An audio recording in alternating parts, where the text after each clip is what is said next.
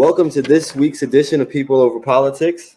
We have a brand new guest today, Michaela Wilkes. She is a fellow advocate, a friend, and she is a candidate. It's election season, y'all. So she is a candidate for District 5, the U.S. Congress. And, I'm very excited to have her on the show today. Thanks for joining us, Michaela. Yeah, no problem. Thanks for having me on, Martin. Yes, and I know it's hectic for you. I know it's early voting time, so I appreciate you taking the time to connect with me and share your message with the voters. Absolutely, no problem at all. And so, Michaela, for people who don't know about you, uh, give them your story. Tell them a little bit about you. Cool. Yeah.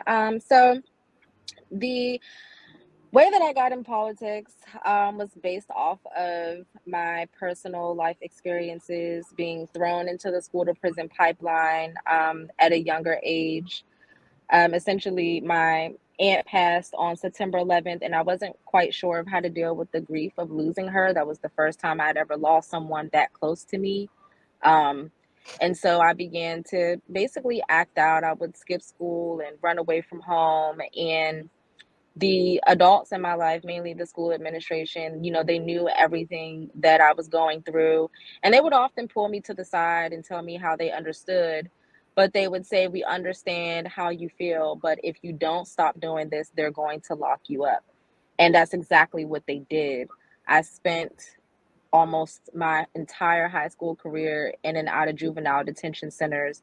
And it wasn't until maybe my senior year of high school that, because I was put on probation for truancy because of this. And it wasn't until my senior year of high school that the judge ordered that I go through a psych evaluation where they found out that I was clinically depressed.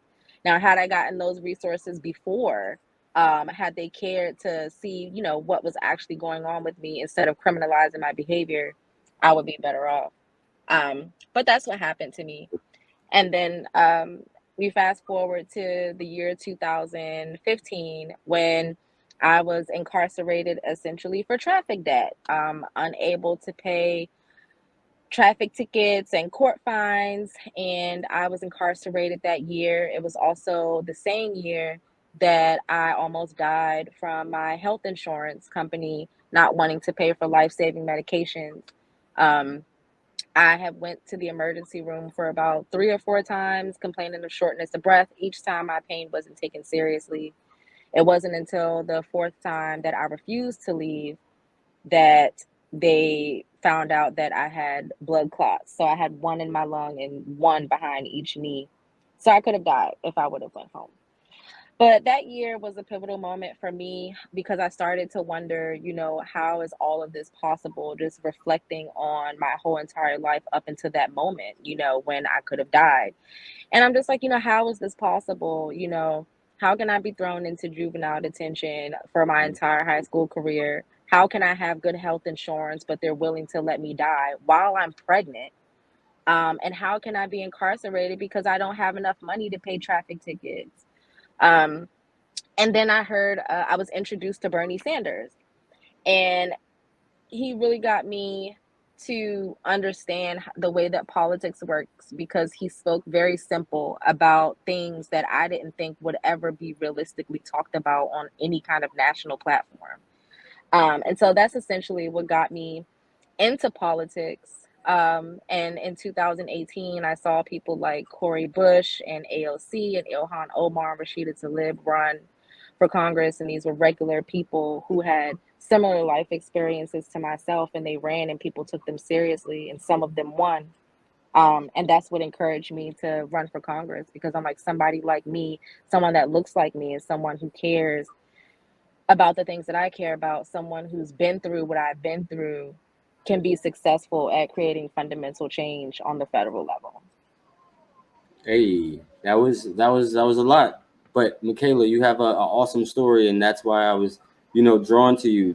Just very quickly, two things that you pointed out, and I try to commonly state is how in the health industry, they don't take black women seriously, and they need to take Black women more seriously, and that's why I, of course, advocate for more doula services and doula services to be covered under Medicaid and Medicare, so more people could take benefit of it, right? Because obviously it's expensive if you couldn't pay for it. So and the other thing was the need for people to just over criminalize and over incarcerate, opposed to treating things with compassion and as a mental health issue.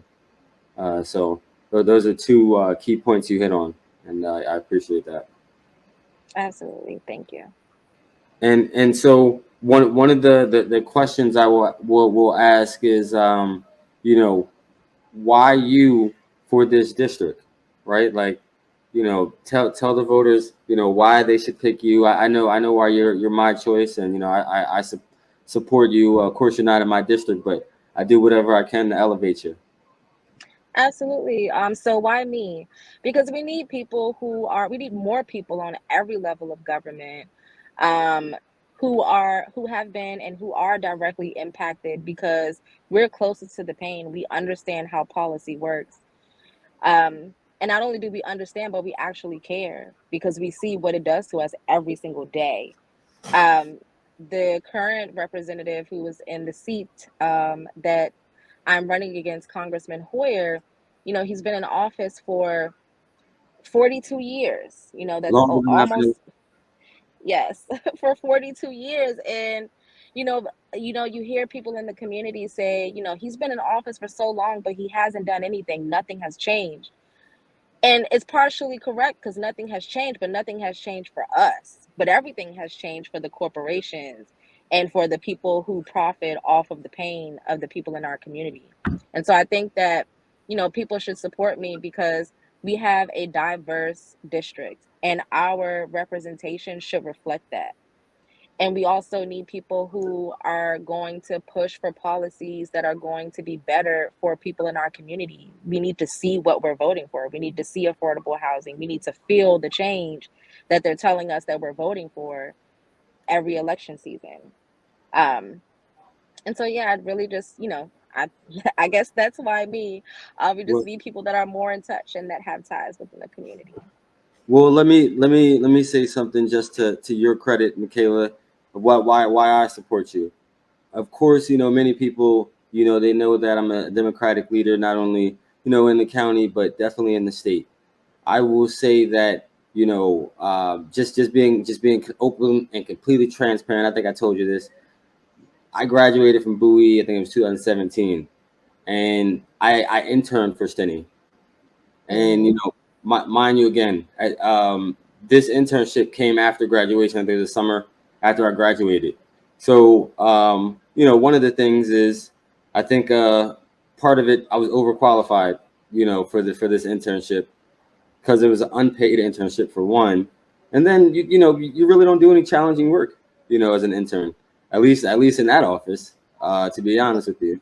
But not to talk about the minutia, but it was more so just about being present.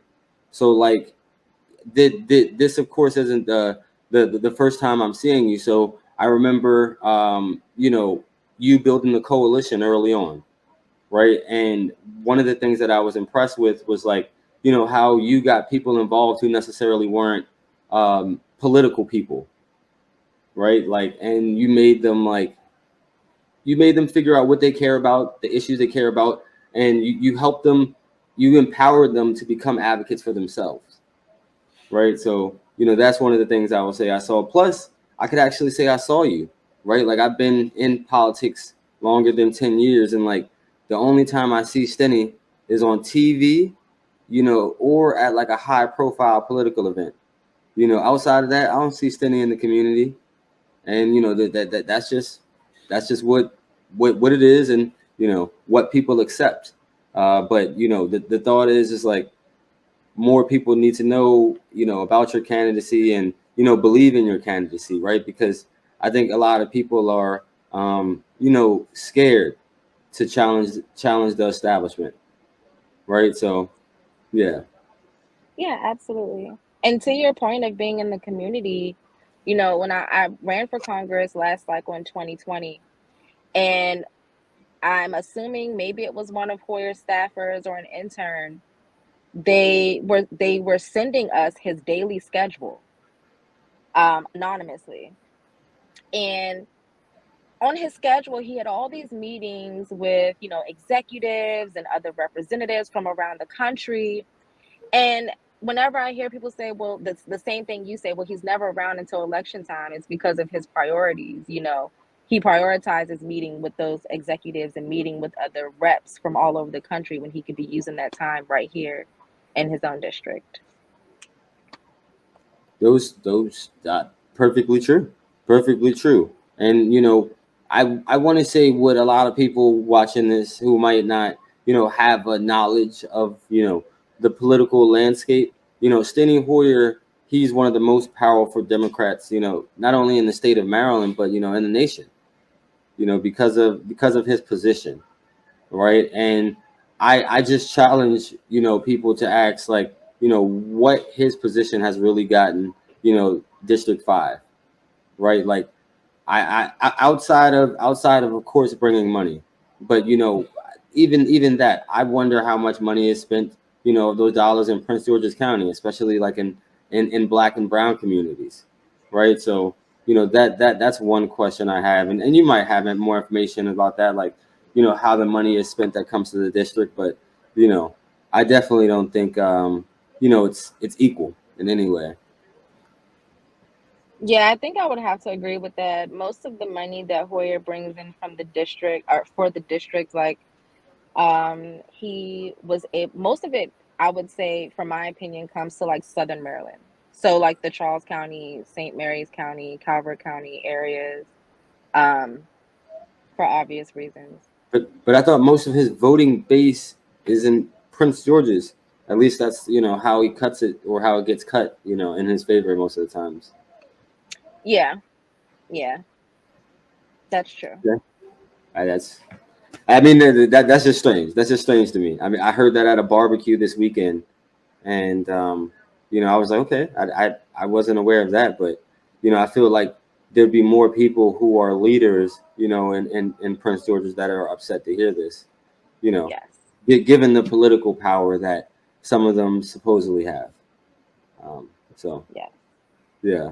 Okay. To segue to a more positive point, Michaela, what are some highlights that you've learned from past races, and when I say like challenges or issues, not necessarily with the campaign. Of course, you can include the campaign, but about your district. I'm sure there's things you learned about your district, from cycle to cycle. Yeah, of course. So I would say some of the highlights are, being able to speak with people in the community and learn what they actually care about. Last cycle was a whole lot different because we had a presidential election at the top of the ticket. And so the issues that were being discussed on the ground were kind of nationalized. People were confused about what Medicare for All was, people were confused about what a Green New Deal was. And so the conversations were very different.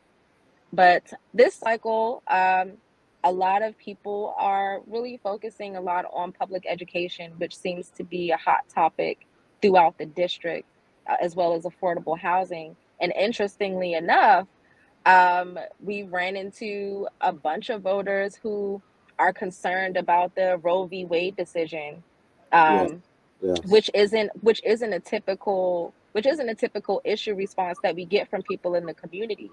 But it just goes to show how many people are actually paying attention to what's going on and the political shift, and not only in our district but throughout the country. Um, some of the difficulties within the campaign or with even within the district is basically being shut out by the other establishment Dems. They run their sample ballots. um, it's definitely been a challenge with that regard. Being blacked out by the media has been very difficult as well. But And I and would say, still, and still he won't debate you, right? He still didn't debate you. excuse me. No, I said, and Stinny won't debate you. He still didn't debate you, right? Yes, and he will not debate us. So we have those issues, but the positive upside to that is that we're on the ground doing the work, and the establishment, they can stick together. They can send out as many sample ballots as they want to. They can slate with each other as much as they want to, but we're on the ground meeting people where they're at, you know. And that's one thing that I really enjoy about this cycle and being able to do this is that we've been going just to places where regular people go because politics isn't sexy to everybody. So Sure. we're meeting people where they're at in the grocery stores. We canvass multiple shopping centers throughout the district, just meeting people while they're shopping, meeting people at the beach, meeting people at the restaurant, just meeting people where they are, and people appreciate that. So I would say that's an upside. It's just being able to do the work and meet folks where they're at and bring them in, which is something that I wish someone would have done for me. For sure, for sure. And Michaela, I think we can agree. At least I hope we can agree that I'm not your typical Democrat, right? So Yes. uh, I will tell the story of like I don't even know if it was when I met you or when I met your team, more so the core team. And I don't know if they thought I was a spy at first, because I was like a Democratic leader, but like it was pretty funny. But I will say that like from that meeting, I know that a lot of people, came to know that I wasn't a spy and that I a true public servant. So people over politics. There are more people than there are politicians, and that's always been my mantra. But I met Rashad from your campaign, right? So Rashad Lloyd, he's running for state senate. He helped me in the field, helped me win the campaign, and have the most active field campaign that Laurel's ever seen. Yeah. And Love Rashad.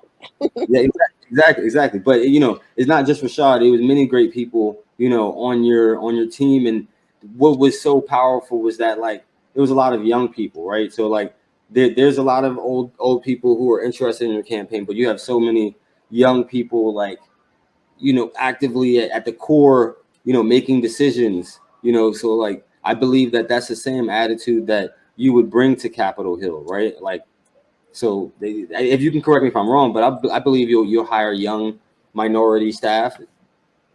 Absolutely. Our staff is going to be as diverse as it can possibly get, because it's our future. We have all of these people representing us who, no shade and no disrespect to them, but they're not going to be here in the next 10 or 15 years. And these Sure, are the people that we have advocating for our future. That's why the world is on fire and they don't care because they're not going to be here when it burns. But it's our future, so we deserve a seat at the table. sure. And it's not just because it's a young versus old thing, but I think that like you know leaders like Stinney, they choose to be out of touch with the populace, Yeah. right? So I think that they choose to be out of touch with the populace. One, maybe because it serves their interest, or two, just because they don't know any better, as my mom used to say. But Yeah. it could be one of those two things. So, Michaela, one of the things I wanted to make sure to ask you today was what was the question I had for you? Oh, you are a cannabis advocate. I've seen you're a cannabis advocate. Of course, I'm an advocate myself, and a patient. And so, what do you look to bring to the federal level as far as policy, in relation to cannabis? Yeah, in relation to cannabis, I call it weed. Sorry, it's just easier for me to call it weed. But in relation to weed, like I would fully advocate for the full legalization of it. Decriminalization is not far enough.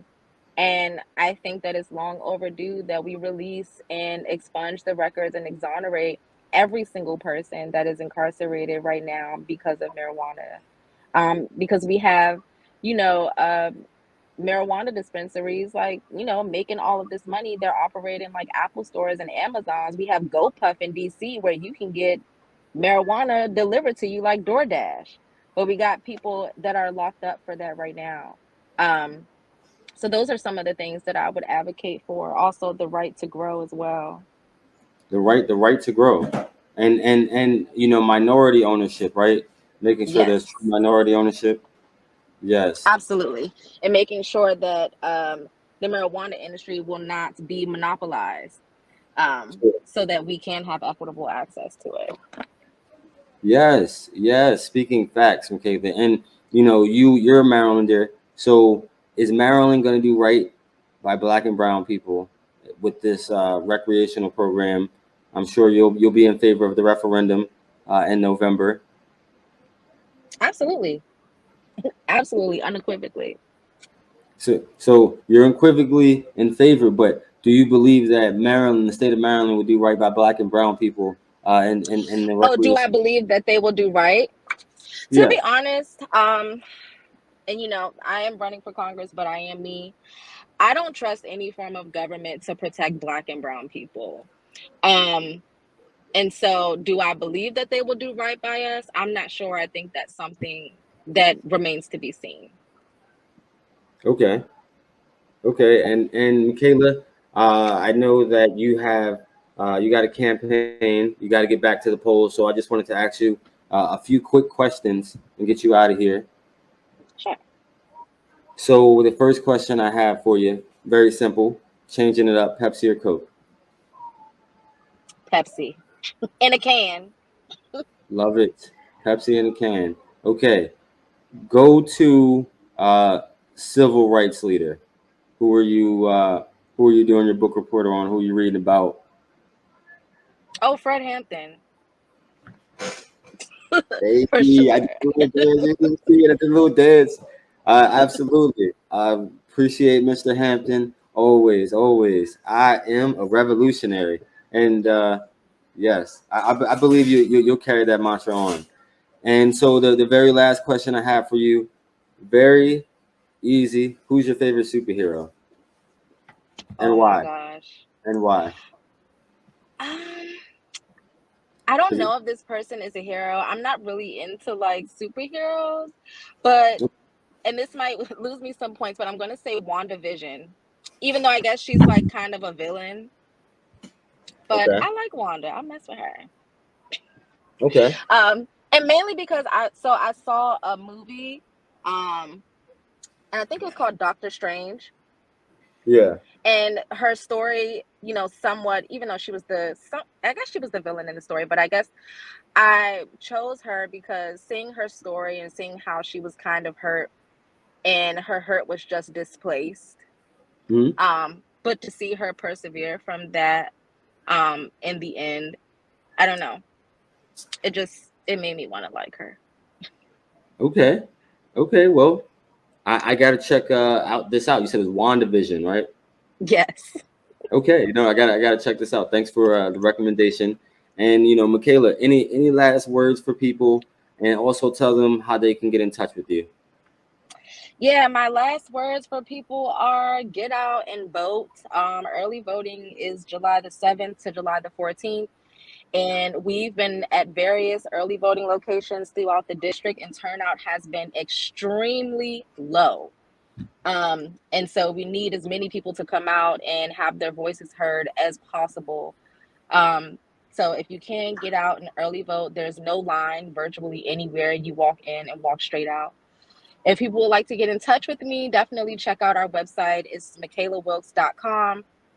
My email address is on there, as well as links to all of our social media accounts, including a link to make a donation because we're grassroots and we need to raise money all the way up until July the 19th.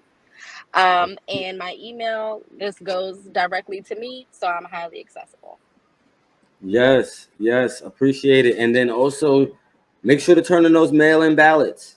Make sure to get Yes. down there, mail back those mail-in ballots. Get down there to the polls. Exercise your right, but turn in those mail-in ballots as well. Okay. Well, thank you. Absolutely. Thank you for joining us, Michaela.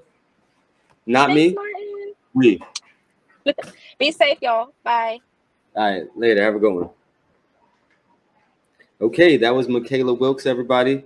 We have another guest today. We have another guest coming from another area of the state. Hey, thanks for joining us, Reverend Morris. How are you doing today?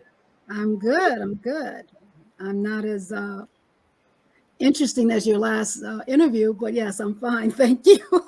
No, you have a lot of experience, and you're a wealth of knowledge. So I'm sure the folks would be just as interested. Hmm. And, and so for people who don't know about you, tell them a little bit about yourself.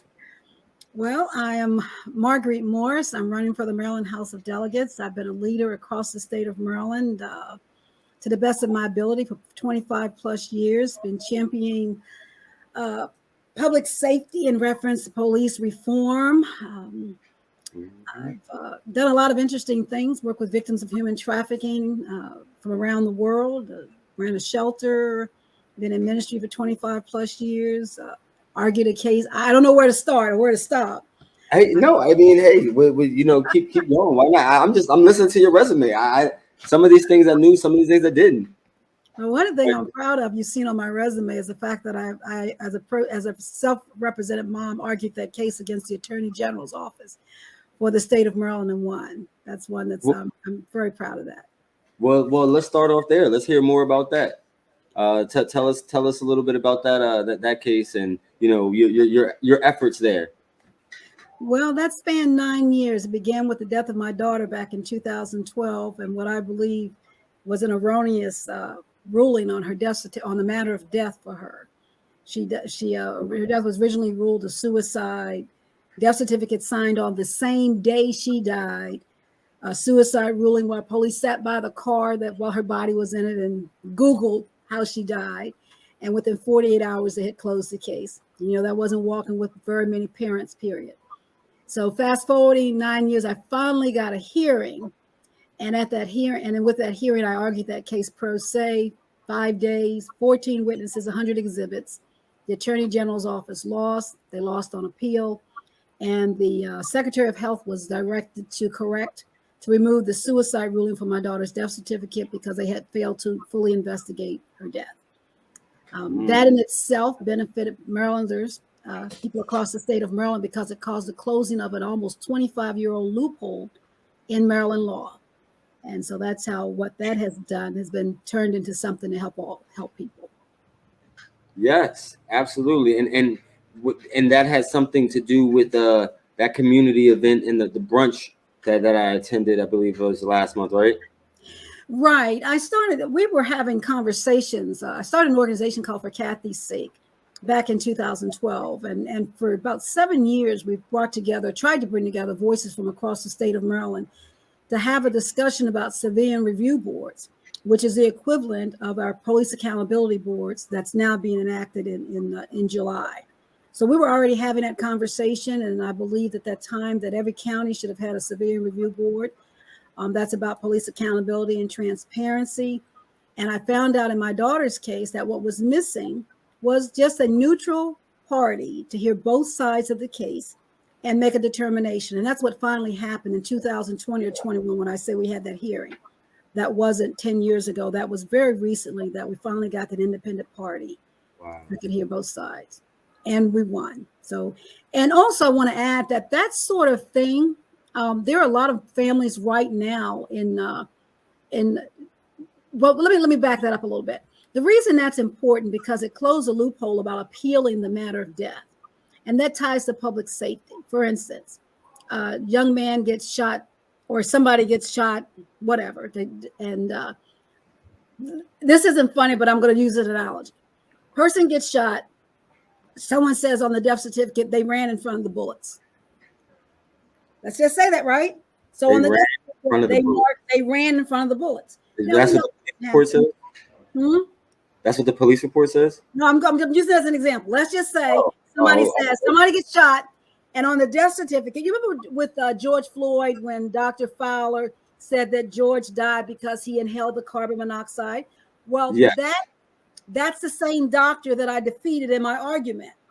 That's the same, because it was ridiculous. So in my daughter's case, it was ridiculous. It was the same doctor's ruling, because what happened was, if they make a ruling on that death certificate, you or persons across the state of Maryland only have 60 days to appeal it, but they had a loophole that was saying that you couldn't appeal it at all. So, or they could deny you the right to appeal it after 60 days. So in cases like the death of Antoine Black, Keith Warren, you know, these individuals across the state of Maryland, that's what's missing. Until you get that manner of death changed, you can't get a further investigation into the case. So that's why that's important now. It's important now. So my next effort, win or lose, I know I'm going on and on, is to have the time limit on the death certificate change. For instance, if what I said just happened, you only have 60 days to appeal it. You're grieving the one you just buried, and you got to appeal it and be able to prove it in 60 days. Come on, that's ridiculous. And that's been sitting there forever. Who's on first with that? Who's on first with that? Because that death certificate, you have 60 days to get it corrected. If you can't get it corrected, you can't get a further investigation. And that's almost like a drop the mic moment. That's ridiculous. So that has to be changed no matter what happens. We got to fix that. I agree. So is it called known as Kathy's Law, or is that? I wish it were. Actually, Delegate Sandy Bartlett took that up, and they closed it. I think it was House Bill number 934 that removed. So Marylanders have the right to appeal, but again, the right to appeal has to happen within 60 days, and that's what we've got to get changed. And maybe we can call that Kathy's Law, Marguerite's. Yes, exactly. But it's important that it help Marylanders. It's not about me, but using what happens to us to help other people in the future. So I just wanted to, translate what I saw is like, of course, you've always been doing great things and had a heart for your community. But of course, that this tragic moment, allowed you to become a powerful lobbyist, on behalf of specific issues on what you need to change in the state, that are going to help people in the future and presently. So. Right. That's what you want to do. I want to encourage people. I wish I could encourage more people to take their tragedy, because sometimes we know something's wrong and we can't change it for ourselves. But if we would get in the game and change the laws for those that are coming behind us, and that way we can make those that we've lost their lives really matter even more so. Excuse me. So that's what I would encourage. I also run an organization called Community Actively Seeking Transparency, known as CAST. And throughout the years, that came out of For Kathy's Sake and the brunches we were having. And again, we have impacted persons that'll come to us about issues with public safety, and they've lost a loved one, need their voices heard or whatever it may be. And again, I just wish I could encourage more mothers and relatives to use that tragedy to change the law. If we don't change the law, we can talk about it all day long and nothing's going to happen. And one of the things that I wanted to say is, of course, still applauding you. I went to a lot of these police reform hearings, especially even in the Zoom time, and 17, 13, 12, 9-hour hearings. Yeah, you were there? Yeah. Oh, yeah. I was definitely there on a few of them. Definitely there on a few the police reform bills. Definitely the cannabis stuff. A few of the like health bills. But yeah, no. I was definitely there, and some of them went on into the wee hours. They did. Yeah, I heard you say that. I thought you were there. No. Like I was there personally sometimes, because I also with the NAACP, so I had to personally testify, on a lot of different bills. But shame on the Senate, for not allowing virtual testimony the second half. So I still talk about that. But yeah, so I had to go up there at Annapolis, in person, because of course, one of the things that I really appreciated, COVID was it really allowed people to experiment more with like the virtual aspect. Like, years ago, the General Assembly could have allowed more virtual access, right? Like, it's not always easy for people to get on, but it also exposed another thing, the digital divide. Right? So that's one thing it exposed as well. So because even though on one hand you allow more people access, there's still some people who don't have access, right? Like, so. That is correct. That don't have access, that don't know how to get access. Yes, that's true. Yes. Okay. And so one of the questions I wanted to ask you was, what are you going to focus on when you get to Annapolis? What are your key priorities? I like the fact that you just said when I get to Annapolis. Well, one of those things, of course, Well, like I gotta be forward. positive thinking. Yes, when I get to Annapolis. Well, again, public safety is one of my issues. I don't know where I'm going to land in all of that. I do believe in listening to the people. I do believe in connecting with the people. And when you've experienced certain things, you know where there's a divide. One of the things I might focus on is the fact that there are laws that were enacted throughout the years when some of us weren't watching that now are coming into play, that the result is inequities, financial and otherwise, and we weren't watching when they took effect. And those things have to do with obtaining funding. I think sometimes we need to go back and look at some of those things that happened that were planned. They knew the effect. We weren't watching when they were put into effect. And so now we fast forward to right now where there's a lot of disparities in that financially and otherwise. Yeah. I believe so. Want to focus on, education and public health. There's a lot of different things that, and Roe versus Wade is right up there on the top of the list. It's all of those things, right? So just to bring it back in the scope for people who don't know your district, what cities in Maryland encompass your district? Actually, I am in Anne Arundel County, and it's newly District 33A, which covers primarily Odenton and Gambrills, but also touches into Crofton, Millersville, Crownsville, and Severn. It's a little bit of all of that. Okay, I'm familiar with that area. I spent some time in Odenton. Mm-hmm. So I'm definitely familiar with that area. Okay, and Right. So one of the things that I wanted to think is like, is any of that district represent what is the area? It's an area right there off of Fort Meade. Sheesh. I Well, forget what area it was called. Oh man. Fort Meade has around it Laurel, Hanover, Severn, Odenton. We're Yeah. all right there at Fort Meade. So But it's it like was Fort Meade sits in the center of us, or it was a certain community, right? Because like coming from like Prince George's County, like I had like a different perception of like Anne Arundel, right? So like there community. was I forget which area it was, but like it was definitely a lot rougher than I expected. It was right. Oh, you're talking about Pioneer City or Meade Village. Yes. Now, what's so rough about them? Okay, what's so rough about them? I mean, I'm just saying that some of them need some love. Some of the areas need some love, Well, actually, let me throw this out there that I don't think people realize, but some of us leaders have been blessed. We came from those communities, and when you come from those communities, you get conditioned. If you're out of those communities, then you're unconditioned. You're afraid to go in them. But hey, I was raised as part of my teenage years was spent in Meade Village, and we go hang out at Pioneer City. So it's and it gives you an interesting perspective because you were raised in it, so know the dynamics. You can talk about it, and people can't say, "Oh, you said it." Well, I was lived it, so I can certainly tell you about it. No. I mean, I agree with that. The lived experience makes you a better, lawmaker, more compassionate, more empathetic. But I like what I was saying is just coming from Prince George's. Like, I didn't think that Anne Arundel had necessarily these rougher areas, right? Like, I thought it was like very rural.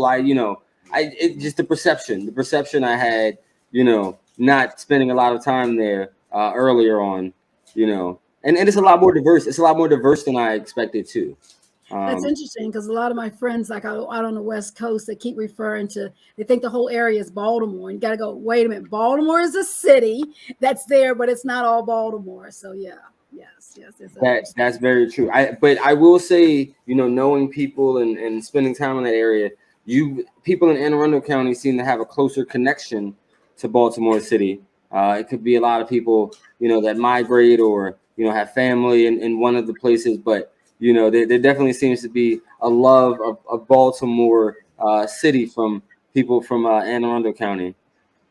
I don't know. I guess it all depends on where you're at and where you land, Because we've got the issues all over the place. We've got we talk about they don't want to connect the bus lines here. There's all kinds of dynamics.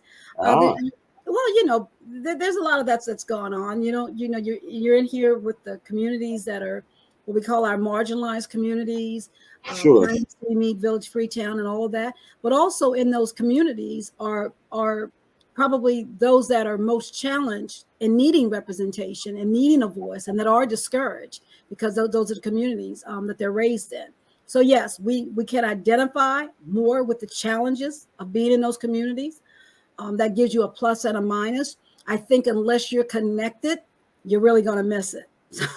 You're really going to miss what people really need. And when you're in those communities and live in those communities and walk in those communities, and you've experienced the diversity, it makes you more well-rounded to hear and listen. And part of what I've been, by the grace and mercies of God, has been a voice. I've always wanted to be a voice for the voiceless, impacted persons. And like John was saying, John Lewis, the good trouble, they don't want to hear my voice because I'm going to talk for those individuals, that need a voice to hear them. Yes. The very last question I wanted to ask you before I hit you with the lightning questions. Oh, is no. Is there areas in your district that are being gentrified, for lack of better terms? Explain. Tell me what you mean by that.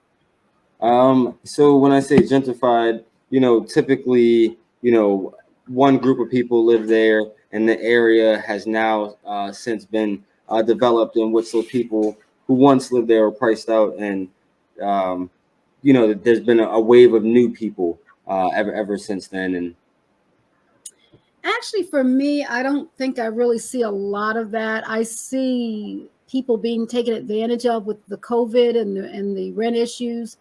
I see landlords. I've seen a few landlords push people out of public housing or subsidized housing because it's taking advantage of the ability to get rid of them because of COVID. I think I've seen abuses like that. Like there's somebody there that's been paying $1,000 a month for 5 years, and you want them out because now you can get $2,000 or $3,000. So you want to get them out of the lease that they're in.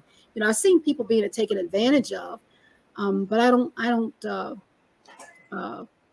I think it's under a lot of development because of the military. Okay, and that makes sense. Mm-hmm. Okay, no, I was just curious because I'm not as familiar with that area, but rent issues I'm very familiar with. We have rent issues in Laurel City. I'm not sure if I ever told you about it or if you've seen some of it, but yes, it's definitely an issue everywhere. Yeah, I've spent some years in Laurel too, so okay. Well-rounded, yeah, yes, I know about Laurel. Well, I can promise you, it's some of those stories you've heard have gotten even worse. Like, just last week, I've heard of people with rent increases upward of $1,000. So the people are upset because, as we know, people are not necessarily making more. So. That's very true. And so we do have that, but I don't think it's, in my opinion, I don't see huge developers coming in and overdeveloping, but I do know of abuses. And then you run across the prejudice, and I say that in the sense of, you have people everywhere you go that don't want to deal with people that have certain types of housing. And I know in Anne Arundel County they've enacted some kinds of laws locally in the county to try to start addressing the discrimination that can occur when you want to not rent to people because of where their income comes from. So I can see some of those things need to be fixed and improved. Sure. That's at county level. Yeah. Well, I definitely, I know that, you could push them and nudge them from the state seat. That's how us legislators do. Of course, you use whatever pulpit you have and, whatever connections you have. So I know that you'll be an advocate leader. And a couple quick questions I had for you. Are you a Pepsi or Coke type of person? I got to say this. You keep asking that question. So what is the correct answer? What happens if I say Coke? Well, I mean, hey, I congratulate you for liking Coke. I mean, there really isn't a correct answer. It's supposed to be one of those just not serious questions, but, also people like a little insight of who you are, maybe. Just a little insight. Oh gosh, I'm scared of that question. All right, so I like Coke. Oh, okay. Hey, awesome. For sure. The second one I have is favorite superhero. Oh, Black Panther. Black Panther. Okay. Yeah. One of my my Anne Arundel sisters, she said that last week. I'm sure you know her, Armani. Yes, Armani Jackson, very, very fine young lady. Yes. So she said Black Panther as well. Big ups. Mhm. And the last question I have for you was, who is your favorite author? Oh my gosh, my favorite author. Favorite Oh, one. I know you didn't expect that one. You were preparing I for. wasn't. I was taking notes on everything else. And it's a book written by one of my college professors. And it's called Body Aches. And Okay. they just have to look up Body Aches. It's ACHES. Body Aches. I And love that's one of my favorite books. And it talks about churches a little bit. So I found the topic very amusing and very, very helpful. for sure. For sure. The church stuff. Okay. Well, you got to send me over the recommendation. I always appreciate some good books and good recommendations. Mm-hmm. And so thank you for joining us. I just wanted to give you an opportunity to give your last words, and then also tell the people how they can stay connected with you after this. Absolutely. Well, first of all, thank you for having me on. I consider it a great honor. I've been watching a couple of your episodes, and they've been very, very interesting. So thank you for reaching out to me and giving me this platform. As you've already heard, I'm running for the Maryland House of Delegates. I think I heard the guest before me speak about the low voter turnout. Sure. We need people to show up and come out. I'm going to say it's just a fact. I need the Black vote, and it has been low. I'm going to also say that my campaign, if you want to learn more about me, I've been doing this for 25 plus years. This is not about a campaign. It's not about, how you say, trying to get that moment with the camera. I've been doing this across the state of Maryland. And so if you go to www.thepeopleformarguerite, Marguerite is spelled M-A-R-G-U, well, they can see it on the screen, .com, you'll take you right to my website, and you can see the documentation of a life lived by the grace of God that's been a true servant across the state of Maryland. Need your vote.